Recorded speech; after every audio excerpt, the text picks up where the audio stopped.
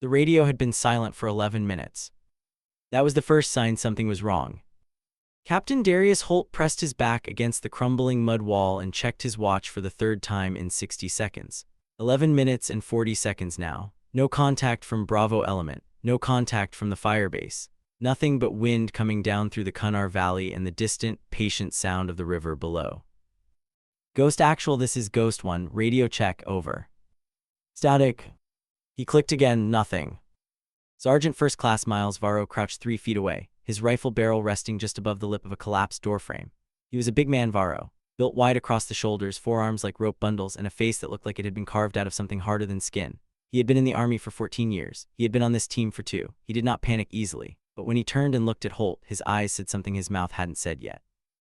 That's 12 minutes, Varro said quietly. I know. Last known position on Bravo was the eastern approach. They were supposed to hold the pass. I know, Miles. If they're down. They're not down, Holt said it fast and flat, the way you say something you want to be true more than you believe it. Comms could be terrain interference. We're in a bowl here. The ridgeline is eating the signal. Varro didn't argue. He turned back to the doorframe and scanned. There were 4 of them left in this position. Holt, Varro, a communications specialist named Petty Officer Second Class Danny Reck, and a Navy corpsman the team called Doc Sable, whose actual name was Lieutenant Junior Grade Aaron Sable, and who was 26 years old, and who had a daughter he had never met because she was born 6 weeks after his 3rd deployment began. They had inserted into the valley 31 hours ago. The mission was supposed to take 16. The target was a logistics facilitator named Karam Shah, a man who moved weapons, money, and fighters across the Afghan-Pakistan border with a precision that had frustrated American intelligence for 3 years. He was not a fighter. He was not an ideologue. He was, by most accounts, a businessman who had decided the most profitable business in his part of the world was the one with the highest body count on the other side of the ledger. 3 intelligence packages, 2 drone strikes that missed, and 1 compromised informant had preceded this mission. The SEAL team had been told this time the intelligence was clean. The intelligence was not clean. They had made contact with armed fighters within 6 hours of insertion, not the small security detail the briefing had described, a full defensive network, layered positions, pre-positioned fighters who moved like they had been waiting. The team had broken contact twice, relocated twice, and now sat in the shell of what had once been a 2-room stone house on the upper edge of a village that had been empty for years. The roof on the second room had collapsed inward. The walls of the first room were still standing. There was 1 entrance. There was 1 small window on the north wall.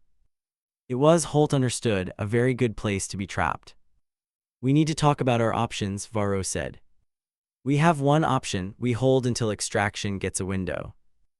Extraction needs a landing zone. There's no LZ within 400 meters that isn't exposed. Then we make 1 exposed work. Captain, Varro's voice dropped half a register, not disrespectful, just honest. We have 11 magazines between the 4 of us. Reck's been hit, not bad, but he's not moving fast if they push from the south and the east simultaneously. They haven't pushed yet. They're waiting on something. Holt knew that too. He had been thinking about it since the second time they broke contact.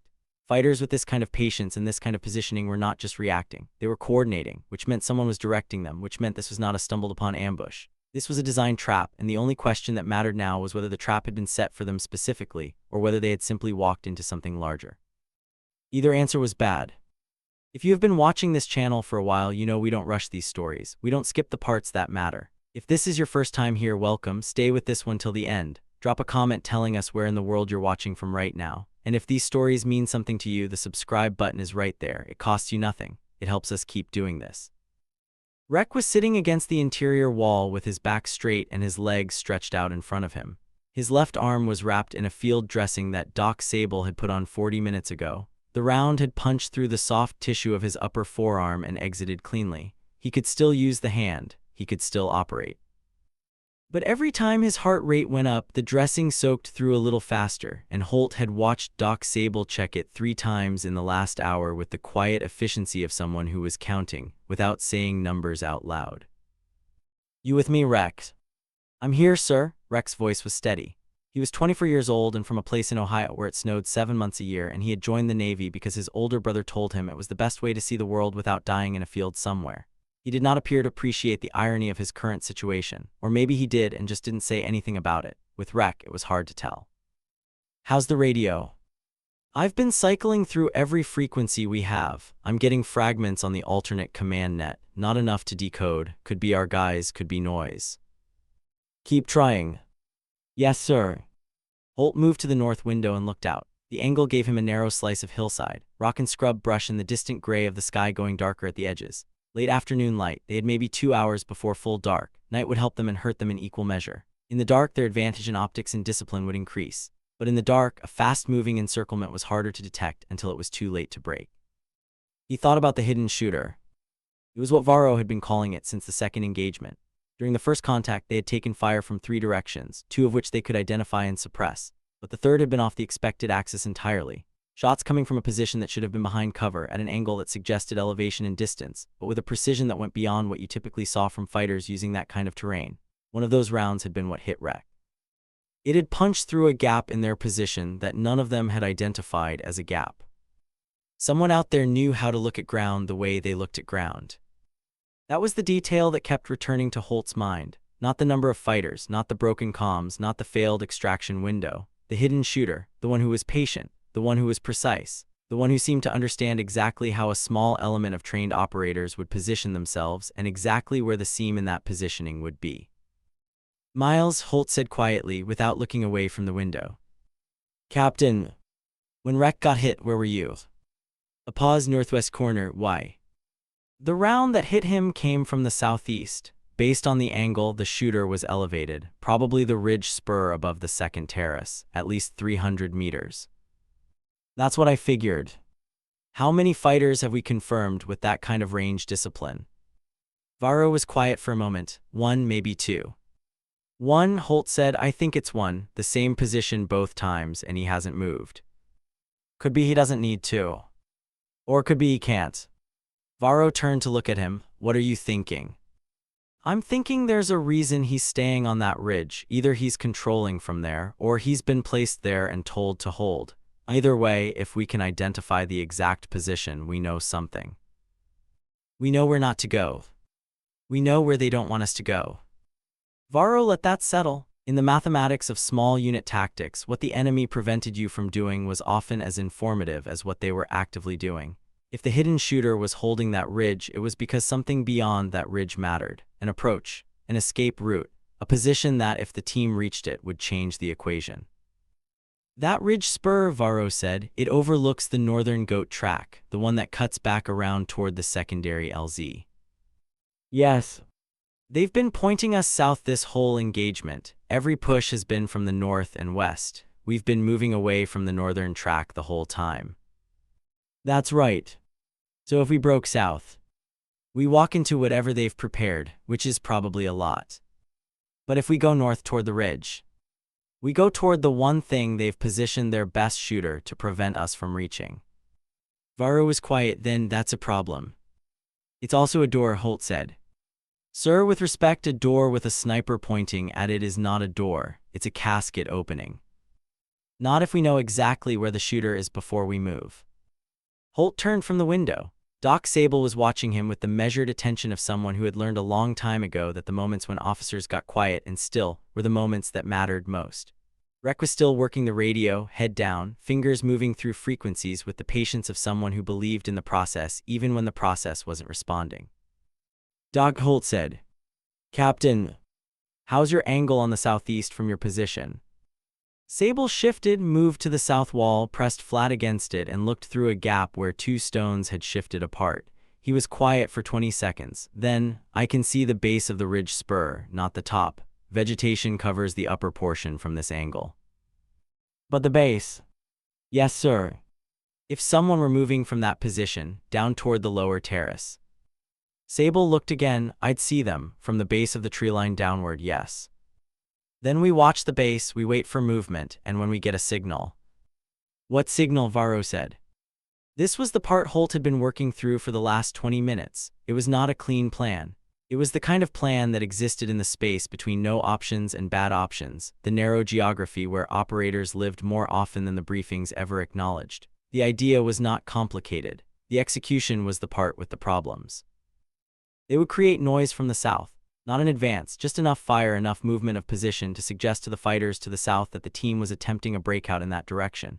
The fighters would tighten. The coordinator, whoever was directing this, would respond to that stimulus. And the hidden shooter on the ridge, receiving some signal or instruction, would do something, adjust position, signal back, or simply reveal himself through the small movements that even disciplined shooters made when they believed the threat was in a different direction. Doc Sable would watch the base of the ridge. Rek would watch the north wall window. Varro would create the southern noise with controlled fire and deliberate sound, and Holt would be at the north window watching the ridge spur for any shift in the silhouette of the tree line. 1 minute of controlled pressure, then a full stop, complete silence, and in that silence they would read what the ridge gave them. It was the kind of plan that had worked before and failed before in roughly equal measure. "We do this in 5 minutes, Holt said. "And if it works," Varro said, "if we confirm the position, then what?" "Then we know exactly where we can't go, which tells us exactly where we have to go, and we move on my call fast before they can reset." Through the shooter's position.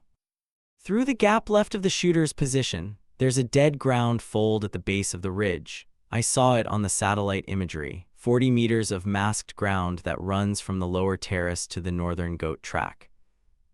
40 meters. 40 meters, Holt confirmed. In 40 meters, a good shooter gets 4 to 5 shots at moving targets. A good shooter who has been holding a static position for 5 hours in cold air at elevation has a heart rate, muscle fatigue, and a position shift problem when targets appear in an unexpected direction. Varro stared at him. "You've been planning this since the ridge first showed up." "I've been thinking about it," Holt said. "There's a difference. Not much of one right now." There was a silence in the room. Not the heavy silence of doubt, but the working silence of people who have accepted the shape of the moment and are now finding their places inside it. Rex set down the radio handset and picked up his rifle with his good hand. Doc Sable checked the dressing on Rex's arm once more, made a small adjustment to the wrap, and then moved to the south wall gap. Varro cracked his neck once, checked his magazine, and looked at Holt with the expression of a man who has stopped arguing and started committing. 5 minutes, Holt said. They each found their position. The light outside was going amber at the edges. The valley below was already filling with shadow. Somewhere on the ridge above them, patient and still, the hidden shooter waited with the calm of someone who believed the outcome was already decided. He was not entirely wrong, but he had made one assumption that men in his position often made. He had assumed that the people below him were trying to survive the situation they were in. He had not accounted for the possibility that one of them was trying to understand it. Holt watched the clock. At 4 minutes and 20 seconds, Rex said quietly, "Captain, I'm getting something on the alternate net." Everyone in the room went still. "Fragments," Rex said, pressing the handset against his ear. "Wait." A pause of 8 seconds. "It's Bravo. They're alive. They're pinned at the eastern approach. They've been cut off from comms by terrain. They have a relay request into Firebase, but they don't know if it's going through." Holt felt something in his chest release by 1 degree. Not relief exactly. The situation was still exactly what it was, but knowing Bravo was alive changed the geometry. Firebase knew 2 elements were in contact. There would be a QRF being prepared somewhere. There would be aircraft being tasked. The question was whether any of that help would arrive in a timeline that mattered. "Can you get a message to them?" "Working on it. The relay is fragile, one of those ridgeline bounces. Tell them our position and situation. Tell them we're attempting a northern break towards secondary LZ in," he looked at the clock, 6 minutes. Rex's fingers worked the set. Outside, the wind had picked up. It came through the north window and moved through the room with the cold edge of a mountain wind that has been traveling for a long way before it arrives. "Confirmed," Rex said. "They received. They're going to try to make noise on the eastern approach to pull attention." "How long?" "They said whenever we say." Holt looked at Varro. "New plan," Varro said. It wasn't a question. "Bravo makes eastern noise at the same moment you make southern noise. We go north in the confusion." "They don't know this ground." "They know their ground. They know to make it loud and to make it sound like a push. The fighters here are going to receive noise from 2 directions at once. Their coordinator is going to have to respond to both. That's a response window of seconds. We use those seconds." Varro was quiet for a moment, then signal for Bravo. Rek was already working the handset, 3 clicks on the alternate net. "When we're ready." "Give them 3 minutes to prepare," Holt said. They spent the 3 minutes in focused silence. Holt checked every piece of his kit. He pulled the strap on his pack one increment tighter. He thought about the 40 meters of dead ground and how it would feel, and he tried to picture it the way he had been trained to picture it, in slices of terrain and timing and body angles, not as a single terrifying 40-meter dash, but as a sequence of individual decisions made at speed. He thought about the secondary LZ. He thought about the valley at night. He thought about Rek's arm and whether the run would open the dressing. He thought about the hidden shooter one more time. There was something about the positioning that still bothered him. The ridge spur was a good position. Excellent elevation, good coverage of the approach, natural concealment from the south. But it was a reactive position. It was designed to suppress, not to direct. And a man with the discipline to hold that position for 5 hours in cold mountain air without adjusting was not just a shooter. He was waiting, and waiting with that kind of patience meant he had been told something specific about what to wait for. What had he been told to wait for? 3 minutes, Rek said. Then 3 clicks. The handset clicked 3 times into the silence of the radio frequency. Somewhere across the valley, Bravo element received them and began to move into their own positions. Holt looked at his team. Doc Sable had his med kit cinched tight. Rek had his rifle in his good hand and his jaw set at the angle it always went to when he was running on will instead of comfort. Varro was at the south wall, and in the amber light his face was completely still in the way it went still right before something happened. On my mark, Holt said. Varro goes loud south. We move north. Rek, you're between Doc and me. Doc covers rear. We hit the base of the north wall and we go left toward the fold line. Do not stop. Do not look back at the ridge. Don't give the shooter a clean look at your face. Keep your profile low and keep moving. Nods all around, quiet nods. Questions? No questions. Mark. Varro rose from the south wall and sent a long controlled burst through the window gap, then 2 short ones, then shifted position by 3 steps and sent another burst from a different angle. It sounded from outside like multiple positions engaging. Rek had set up a secondary noise element against the south wall using a technique with loose stone and a boot toe against the wall base that created an irregular low concussion. It would not fool anyone for long. It did not need to. From the east, 2 seconds later, the sound arrived like a pressure change. Bravo opening up. Sharp, controlled fire at a volume and rhythm that said trained men pushing hard. The valley threw the sound up and around in a way that made it confusing to locate exactly. Holt was already moving. He went through the north doorframe low and fast, turned left along the outside wall and felt the cold mountain air hit his face like a hand. The light was going. The amber was becoming gray. He could see the base of the ridge 200 meters uphill through the scrub. He could see the fold in the ground, the slight depression that the satellite image had shown him, the 40 meters of masked approach. He did not look at the ridge spur.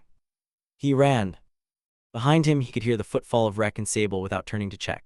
He trusted the sound. He ran with his rifle up and his eyes on the fold line and his mind doing the arithmetic of distance and time that happens in the body before the conscious mind processes it. 30 meters to the fold. 20. He was breathing hard but even. His boots found the ground and left it and found it again across the uneven rock and frost-hardened earth of the upper terraces. The shot came. It came from the ridge spur as he had known it would, but it came late. A half-second late, maybe more. In the compressed time of the run, it felt like a different time zone. The round struck the ground 4 feet to his left and slightly behind him. The hidden shooter had tracked him, but the angle was wrong. The fold in the ground had given Holt his first covered step before the shooter could adjust from his original covering position. One more shot high, the wind from the east had changed slightly. The shooter was compensating. And then Holt was in the fold and the ground rose around him on both sides and the ridge spur was no longer looking down at him. He pressed himself flat against the left side of the depression and turned. Rek came over the lip and slid in beside him. Then Doc Sable, moving with a speed that didn't look like it belonged to a man carrying what he was carrying. They were all breathing hard. Everyone good, Holt said in a low voice. Good, Rek said. Good, Sable said. Varro. Holt counted 2 seconds, 3.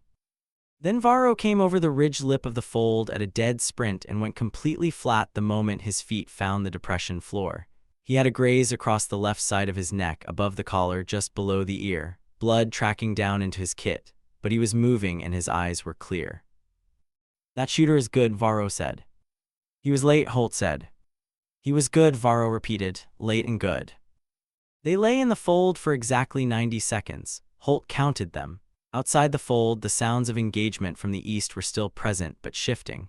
Bravo was doing what Bravo did. The fighters in the valley were being pulled in multiple directions. The coordinator, whoever it was managing a deteriorating picture. The goat track, Holt said, from the north end of this fold, bearing 340, 200 meters to the track. The track runs northwest for approximately 600 meters to the secondary LZ. 800 meters total, Sable said. Approximately. In the dark. The dark is our friend, Holt said, more hours than theirs. He was not entirely sure of that, but he said it in the tone that made it sound like certainty, and sometimes tone was part of the plan.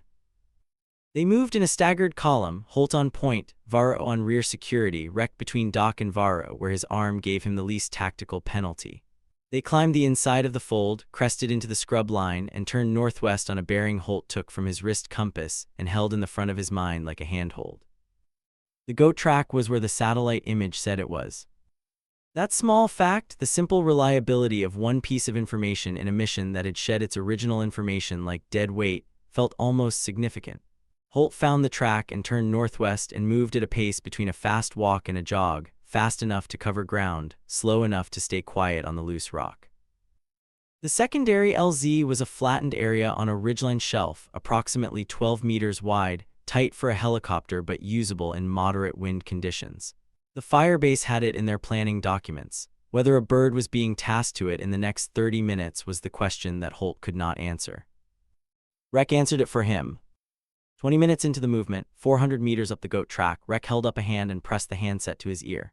He listened for 15 seconds. Then he lowered the handset and said in the flat tone of a man delivering information without performance, "Firebase confirms a bird is inbound to secondary LZ. ETA 22 minutes. They have Bravo's position too. A second bird is being tasked for Bravo extraction."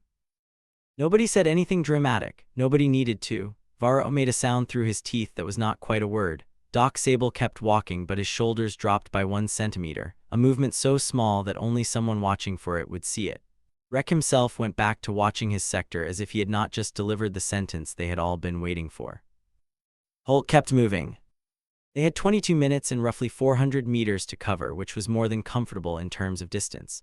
The problem was the darkness, which was now complete. They moved on nods, the world going to gray-green thermal landscape through the optics, the rock and scrub taking on the flat, dimensionless look of night vision terrain. The goat track was visible. The ridgeline shelf was ahead and above. 12 minutes in, Holt stopped. He had heard something. Not behind them, not to the south where the engagement sounds had largely gone quiet. Ahead, on the ridgeline shelf, a displacement of loose rock that was too regular to be an animal, too deliberate. He raised a fist and the column stopped. He switched his nods to maximum gain and looked up the track toward the shelf. In the gray-green wash he saw the thermal signature of a body, one body, seated on a rock at the edge of the shelf, partially concealed by a boulder facing south along the track. Someone was waiting at the LZ. Not fighters, or not only fighters. The thermal pattern was wrong for a man in a ready position. The person was seated with their knees up and their arms resting on them, the posture not of an ambush element but of someone who has been sitting in one place for a very long time. Holt signaled Varro forward. He moved alongside Holt and looked through his own nods. "One person," Varro said very quietly. "Yes." "Not in a firing position." "No." "Could be a forward observer, setting a trigger for something behind us." "Could be." "Could be a civilian." "In this area at this hour on this shelf, no." Varro was quiet. "What do you want to do?" Holt thought for a moment. He thought about the mission. He thought about Karam Shah, the logistics facilitator who moved weapons and money and fighters across the border with businessman's precision. He thought about the 3 failed intelligence packages and the compromised informant and the trap this mission had walked into with clean intelligence that was not clean. And he thought about the hidden shooter. The hidden shooter who had held the ridge spur for 5 hours, who had been positioned to block the northern approach, who had shot at Holt during the break and been half a second late, which was the difference between a graze and a problem, and who had fired only twice. A disciplined shooter who fired twice when he could have fired more. "The hidden shooter on the ridge," Holt said very softly. "He fired twice. Both shots missed. A shooter with his patience and that position should have had a better result." Varro said nothing, but his head turned slightly toward Holt. Someone who was placed on that ridge and told to hold the northern approach, who was patient enough to wait 5 hours, who had the skill to take the shots he took, but who was half a second late, and who, Holt paused, working through it in real time, who did not fire a third time. Could have lost the angle. We were in the fold for 90 seconds. The fold ends 40 meters from the base of the ridge spur. He would have had angle on us as we moved into the scrub. He didn't shoot. Maybe he was repositioning. Or maybe he didn't want to hit us. That sat between them in the cold dark like an object. Sir Varro said, "I know how it sounds. It sounds like you've been in the mountains too long. It sounds like someone was placed on that ridge to block us without wanting to actually stop us, which means someone on the other side of this situation has been playing it in two directions." Or, Varro said carefully, the shooter was just having a bad night. Holt looked up at the shelf. The thermal signature had not moved. He made a decision. It was the kind of decision that he knew, even as he made it, that he would either justify completely in the debrief or not be able to explain at all. There was no middle outcome. He handed his rifle to Varro. Varro took it without a word, because 14 years had taught him that some decisions had already been made by the time they were communicated. Holt moved forward alone, up the track slowly, hands out to his sides just enough to be visible through optics, in the specific posture of someone who has made themselves a clear picture. He covered the distance to the shelf in 3 minutes. He came around the boulder with his sidearm in its holster and his hands where they could be seen. The person on the rock was a man, 60 perhaps, small-framed, compact, wrapped in a heavy wool coat with a packall on his head. He was unarmed in any visible way. He looked at Holt without surprise, not the look of someone caught unaware, the look of someone who has been expecting a specific person and is now confirming the arrival. He spoke in Pashto. Holt had enough Pashto for navigation and numbers and basic interaction. What the man said was at the edge of his working comprehension. But he understood enough. The man said, "The people below have been looking for Karam Shah for 3 years. They will not find him by looking for the man they think they are looking for." Holt said in careful Pashto, "Who are you?" The man said, "I am the one who stayed on the ridge." The cold of the mountain pressed in from all sides. Holt understood then, or began to understand, the shape of what this was. Not all of it, not the parts that would take weeks of intelligence work to piece together, the informant networks and the double-cross and the factional pressure inside the facilitation network that had turned one man into something that was not quite an asset and not quite an enemy. But the shape of it, the reason for the 5-hour wait, the reason for the late shots, the reason for the withheld third shot. The reason for the man sitting on the shelf at this hour in the cold. Holt did not have the Pashto for most of the questions he needed to ask. He asked the one he had the words for. He said, "Are you willing to come with us?" The man on the rock was quiet for 3 seconds. Then he said yes. They were at the shelf when the helicopter came in from the northwest, low and fast, with its navigation lights off. It came in hot and flared hard at the edge of the shelf, and held a hover for the 11 seconds it took 4 men and 1 additional person to get aboard, and then it was climbing, and the mountain was falling away beneath them, and the valley was going small and dark below the skids. Nobody spoke on the flight out. Holt sat with his back against the aircraft skin and watched the darkness of the valley recede. Varro had a medic patch on his neck, and Rex's arm was being redressed by Doc Sable, with the focused attention of someone finally able to use both hands properly. The man in the packall sat near the ramp with his hands on his knees and his eyes on the floor of the aircraft and his expression unreadable. Holt thought about what had happened. He turned it over in his mind the way you turn something over when you're not sure if it's what it looks like. The mission had failed at the level of its original objective. Karam Shah, the man the intelligence package described, had not been found, would likely never be found in the form the intelligence described. But something else had happened, something that had no name in the mission brief because no one had known it was possible. He would not know for 11 days how significant it was. He would not know for 11 days that the man in the packall had been for 2 years, collecting information at the center of the facilitation network, with the specific intention of eventually reaching a point where he could trade it for something. That what he had collected would lead, in a cascading series of operations over the following 7 months, to the disruption of 3 separate financing streams and the identification of 4 previously unknown transit routes. That the lives it would eventually save were not a number anyone would ever publish. But that was 11 days away. On the helicopter in the dark above the Kunar Valley, Holt knew only that he had broken contact from a superior force with 3 men functional and 1 wounded lightly, had identified and exploited a seam in the enemy's defensive plan, had used terrain and coordination and the patient observation of one detail, the hidden shooter who shot twice and then stopped, to find a way out of a position that looked closed. He had also made a decision at the shelf that was either going to be understood or wasn't. He thought about the moment he had handed his rifle to Varro. He thought about walking up the track with his hands out. He thought about what Varro's face had said and what his mouth had not said. He thought about what the debrief was going to be like. Then he let it go, because the aircraft was clear of the mountains and the lights of the firebase were visible below. And in the seat across from him, Doc Sable had finished with Rex's arm and was leaning his head back against the aircraft's skin with his eyes closed. And in Doc Sable's chest pocket there was a photograph of a girl who was now 6 weeks old, and who would be met for the first time in 4 days when this team rotated back through Bagram. Some things you count, some things you just note and hold. The helicopter landed. The debrief began 70 minutes later in a concrete room with fluorescent lighting, and 3 intelligence officers who had flown in from Jalalabad. Holt walked them through the mission timeline with the precision of someone who has rehearsed the sequence enough times that the emotional content has been temporarily separated from the factual content. He described the contacts, the movement decisions, the comms degradation, Rex wound, the northern break, the fold approach. Then he described the man on the shelf. The senior intelligence officer was a woman named Captain Fields, and she was the kind of officer who asked her best questions by saying nothing and simply waiting. She waited for 45 seconds after Holt described the man on the shelf and what the man had said. Then she said, "Describe the ridge spur position again." Holt described it. She said, "And this individual held that position for approximately 5 hours." He said, "Yes." She said, "And fired twice." He said, "Twice, yes." She said, "At trained operators at moving distance in low light." He said, "Yes." She said, "And missed." He said, "Yes."